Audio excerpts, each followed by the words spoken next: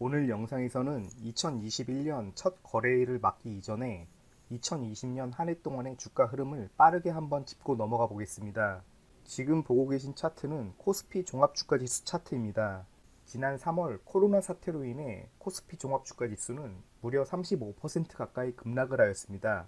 그 이후 서서히 반등을 하다가 결국에는 역사적 신고가인 2873포인트를 찍으며 연초 대비 32%의 상승을 보여주며 장을 마감하였습니다. 그러면 이번에는 코스닥 종합주가지수를 살펴보겠습니다. 코스닥 역시 코스피와 비슷한 흐름을 보였으나 그 낙폭과 고점이 코스피보다는 조금 더 탄력적으로 움직였습니다. 급락대는 코스피보다 조금 더 많이 떨어진 38%를 하락하였으며 결국 마감 역시 43.68% 상승 마감하며 코스피에 비해 훨씬 더 탄력적인 움직임을 보여주었다고 할 수 있습니다. 그러면 이번에는 각 업종별로 외국인과 개인, 기관으로 분류하여 그 수급을 한번 살펴보도록 하겠습니다. 지금 보고 계신 그래프에서 검정색의 선은 개인의 수급을 나타내며 주황색은 외국인, 빨간색은 기관의 수급을 나타내고 있습니다. 또한 왼쪽에 보이는 숫자의 단위는 억입니다. 따라서 10만으로 표기된 이 지점은 10조 원을 의미합니다. 보고 계신 수치상에는 2019년 12월 27일로 표기되어 있지만 2020년 1월 2일의 데이터를 입력하여 얻은 표가 지금 보고 계신 표입니다.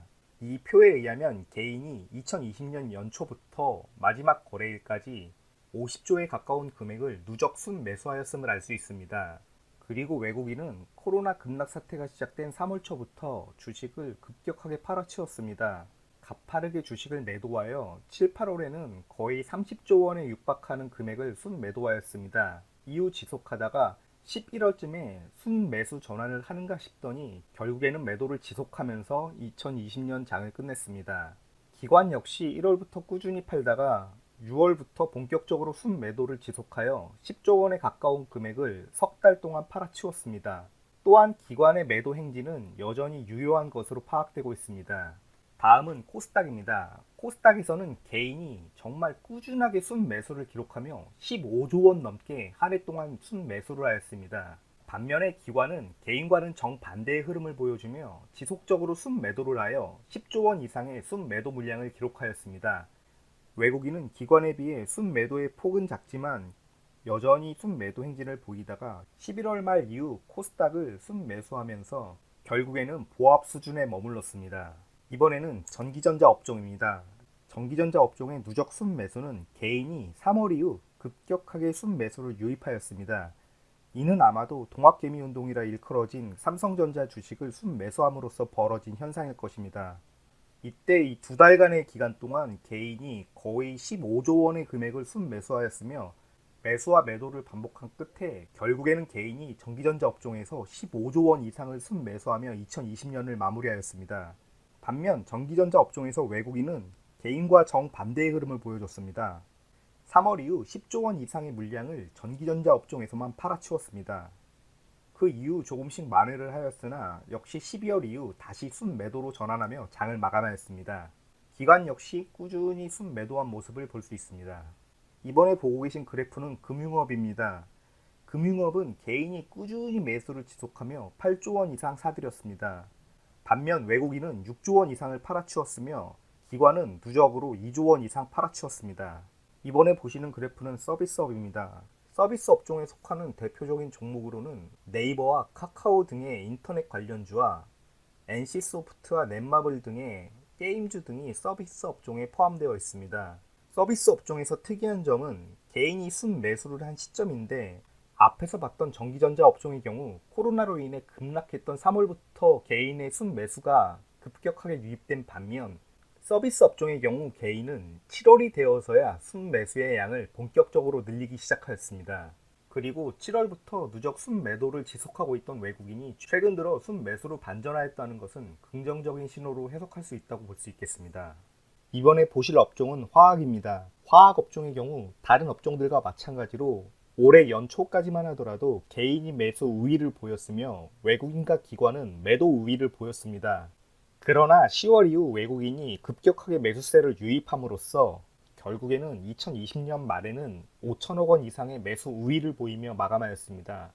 마지막 3개월간 외국인이 누적으로 순매수한 금액은 무려 4조 원 가까이 되는 어마어마한 금액입니다. 10월 이후 외국인이 지속적으로 순매수를 기록한 화학업종에 특별한 관심을 기울일 필요가 있다고 생각됩니다. 지금부터는 시간 관계상 별다른 설명 없이 빠르게 그래프를 넘기도록 하겠습니다. 의약품 업종의 수급 누적 현황입니다. 이번에는 운수장비 업종입니다. 지금 보시는 그래프는 유통업이고요. 이번엔 철강금속입니다. 잠시 전에 보셨던 화학업종이나 지금 보고 계시는 철강금속처럼 이렇게 단기간에 외국인이나 기관이 집중적으로 순매수를 기록하고 있는 업종은 특별히 관심을 가질 필요가 있다고 생각됩니다. 이번엔 보험업입니다. 수급 상황이 매우 좋지 않습니다. 통실업 역시 마찬가지입니다. 운수창고 또한 단기간에 수급이 들어오긴 했으나 그 주체가 외국인이나 기관이 아닌 개인이라는 점이 참 안타깝다고 할 수 있겠습니다. 대표적으로 수급 상황이 꼬인 음식료품입니다. 기관이 8월부터 어마어마한 물량을 내다 팔고 있습니다.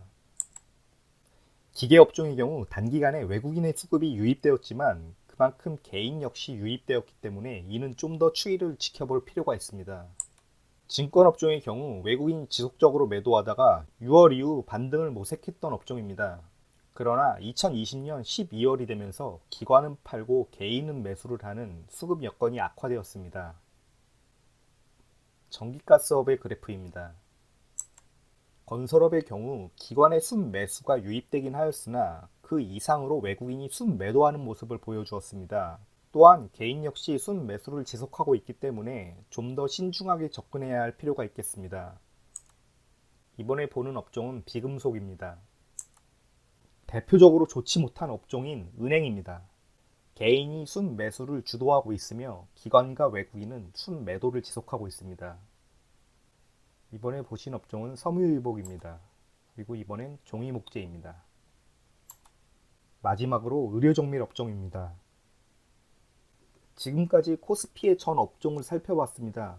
대부분 업종의 수급 흐름이 코스피 종합주가지수의 수급 현황과 상당히 유사하게 흘러갔습니다. 개인은 매수를 하고 있고 외국인과 기관은 매도를 하고 있습니다. 하지만 그 업종 중에서 기관이나 외국인이 강하게 반등을 보여주고 있는 업종은 반드시 체크하고 매매에 활용해야 할 것입니다. 다시 처음에 보여드렸던 종합주가지수입니다.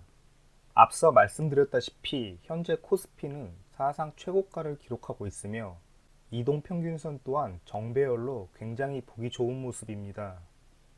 그러나 이 상승세가 지속되기 위해서는 주도업종, 즉 전기전자, 서비스, 금융업, 화학, 철강업종 등의 활발한 순환매가 이루어져야 합니다. 그러기 위해서는 외국인과 기관의 순매수 전환이 반드시 필요합니다. 그런 의미에서 2021년 상반기에는 최근 외국인이 4조 원가량 순매수한 화학업종과 기관이 5천억 원 순매수한 철강금속업종을 주목하고 있습니다. 하지만 지난 1년간의 수급 현황은 기관과 외국인이 코스피에서 50조, 코스닥 시장에서 10조 넘게 순매도를 지속해왔습니다. 그리고 신용융자 잔고는 19조 원을 돌파하여 사상 최대치를 기록 중입니다. 다시 말해 개인이 빚으로 주식을 매수해서 지수를 이끌고 있다는 의미입니다. 코로나로 인해 실물 경제가 엉망이라는 것은 누구나 알고 있습니다. 따라서 언제 다가올지 모를 급락의 경우를 대비해야만 하는 시점이기도 합니다. 어느 때보다 신중을 기하는 매매로 새해에는 모든 분들이 성공 투자하시기를 기원하겠습니다. 이상으로 오늘의 영상을 마치겠습니다.